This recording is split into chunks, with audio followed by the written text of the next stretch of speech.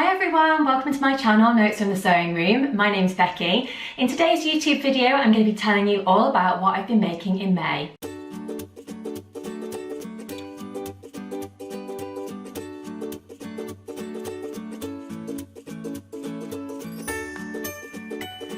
Welcome back to my channel, thanks for tuning in. I hope you've had a lovely week, whatever you've been up to. It's been bank holiday weekend here in the UK, so I've been fairly busy. Yesterday we went on a lovely long walk, which was really nice, and that was with Bentley, my Labrador, which is, you know, he is in the chair as usual, just behind me. I'm not sure if you can see him there, he's just having a bit of a snooze.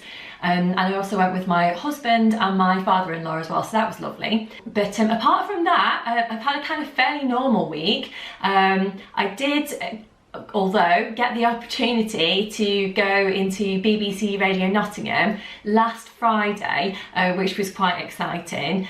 Basically, it was organised by a friend of a friend. Of course, I was really excited and honoured a little bit, to be honest, to be asked to go into the radio station and talk all about sewing. So really the piece was about why I enjoyed to sew, why I'd encourage other people to get creative, and they also set me a kind of sewing bee style challenge on the radio, which probably seems like a bit of a weird thing to do on the radio, but I think it kind of worked okay. They chatted to me about what I was going to make. I decided I was going to make a simple summer top, which I'm going to show you in a second, and yeah, I think it all went well. They gave me an hour to make the top, so off I went into a kind of side room at the radio station. They came to talk to me kind of halfway through and recorded a little bit of audio with me about what I was doing, what my machine was that I was using. I think basically just wanted to get kind of audio clips to play out on the radio of my machine going and all of that. They also met Pin Dog as well. You've probably met Pin Dog before, but I'll just reach and show you him. So this is Pin Dog. You've probably seen him before on my Instagram posts or whatnot, but he came along with me to the radio station as well, because of course he holds all of my pins. So that was great. So they were talking to me about him, and then they had me back onto the programme about, you know, an hour later from when I was on originally, and just talked to me about what I'd made and how it went and all of that. So it was a really good experience, and the best thing was, I suppose, that before 9 o'clock on my day off, I'd actually made a new top. So yeah, that was brilliant. I also had a couple of cups of tea, which I think is always essential when I'm doing any kind of sewing project. So yeah, it was really good. So a bit of a different week for me, but I hope you've had a lovely week, whatever you've been up to, and hopefully you've managed to squeeze in some sewing as well. Today's video is all about what I've been making in May. So I've got two tops to show you and also a dress. So two of these projects are based on some fabric that I showed you in my last YouTube video, but one of them is not. So yeah, so I'll show you the first one. So the first one is actually just to my side here on my mannequin. I'll also put some pictures up of me wearing these outfits as well, so that you can see them during the course of the video. So the first thing I wanted to mention was the Alex shirt dress. So this is from the Sew Over It City Break ebook. It's actually the first ever ebook that I've bought. So I was kind of unfamiliar with how it would work, but basically all of the patterns come within the ebook, and then you can print them off as PDFs separately. There's quite a few different projects within the book to make, and it's up to you, of course, which ones you decide to try. I'm trying to work my way through a few of the different projects in the book. So far I've made a couple of the Molly tops, which is in the book. I've not had a go at making the Molly dress yet, but that is kind of on my to-do list, but I've not got there yet. And I've also made the Mia jeans as well, and again I'd like to have a go at making another pair of those at some point, but this time I had a go at making the Alex shirt dress. So it's just here to my side on my mannequin. So I'll talk you through how I found it and what fabric it's in, etc. So first of all, let's talk about the fabric. So the fabric was gifted to me from Minerva Crafts. So it's going to be actually on the Minerva Crafts blog later this week. So that would be great. I actually thought when I made it was probably going to go onto the blog later in the summer, but I'm told that they had a sort of last minute slot that came up, so that's good. So my project's going to be be on there later this week, so that's quite exciting. But it's a kind of lightweight viscose fabric. We've got these lovely polka dots on it as well, so you probably know I'm quite a big fan of polka dots, so that's great. I think it's a really smart dress, so I am going to be wearing it for work, I think, and other things over the summer. I decided to go for these lovely heart-shaped buttons because I thought they really work well with the fabric. So I picked the fabric, I picked the buttons up from just a local haberdashery shop, and as soon as I saw them I thought, yeah, they're going to work perfectly for this project. I decided to include a tie belt on the dress as well. I'd heard from quite a few people that had made the dress before that it does come up quite loose, and I think that is true. I decided to make the dress in a size 10. I would say that it fits me really well around the shoulder area, but it is fairly loose everywhere else. So because I like my dresses to be a little bit more on the fitted side, I think that the tie belt really, makes a difference for me, and just kind of pulls me in at the waist a little bit more. So, but you could of course wear a normal belt, you don't have to make a tie belt. Other changes that I made, I decided to include a straight hem, which you probably can't see here on the mannequin, but I will put up a picture of me wearing the dress. I liked the curved hem that comes on the original pattern, but I just didn't think it was really me. So I decided to just level that off instead. The dress comes to around about my knees, so that's quite a good length for me, particularly if I'm wearing it for work. I also decided to miss off the kind of cuff tab that was included in the original pattern, so I've literally just overlocked the end of the sleeves and turned it up a couple of times and stitched it round.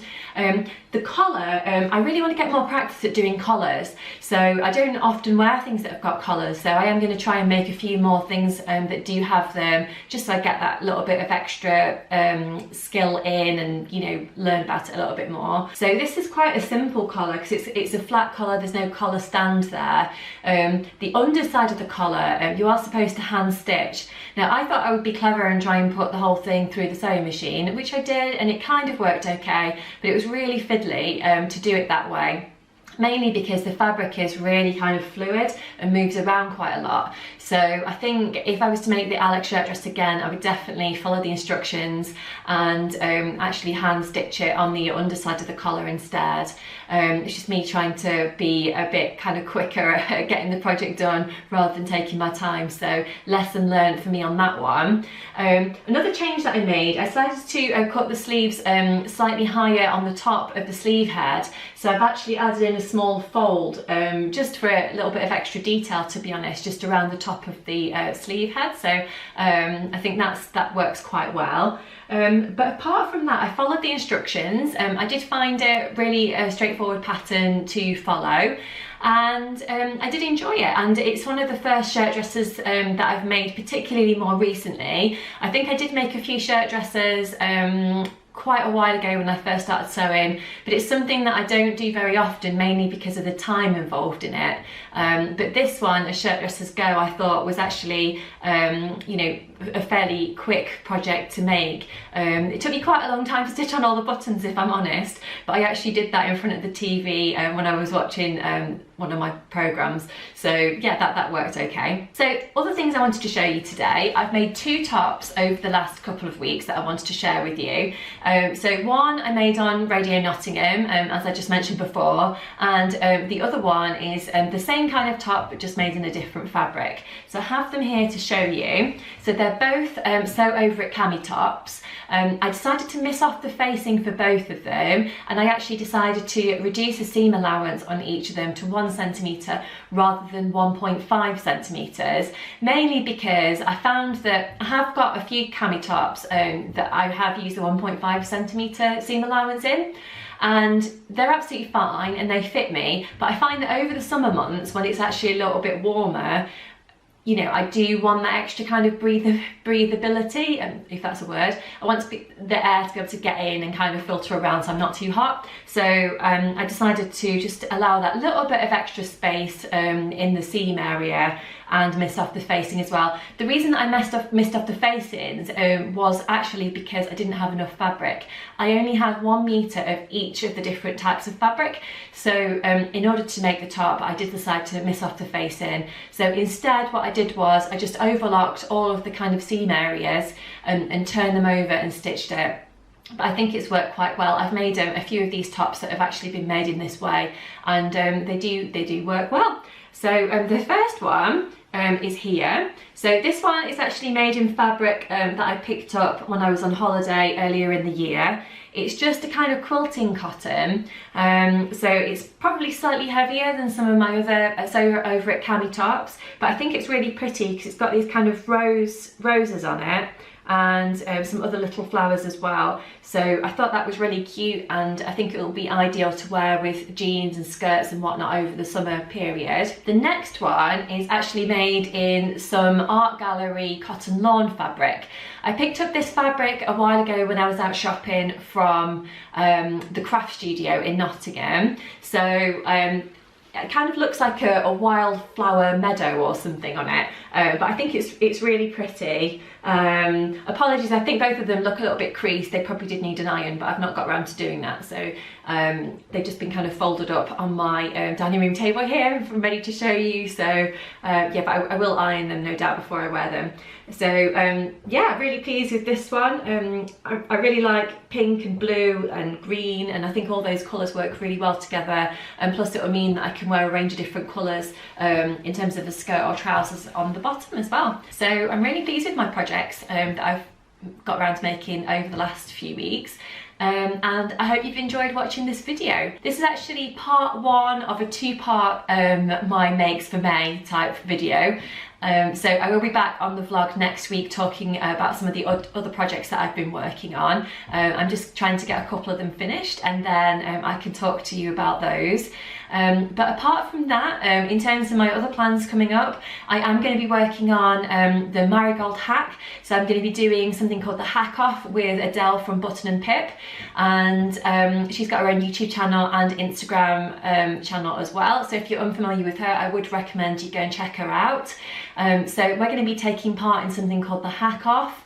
So once every couple of months we're going to be coming together to hack one of our patterns that we already have in our stash. So for the first one we're doing the marigold. So I'm trying to work out at the moment what variations I'm going to make on mine. So yeah, I'm going to be giving that some thought and actually working on that project as well.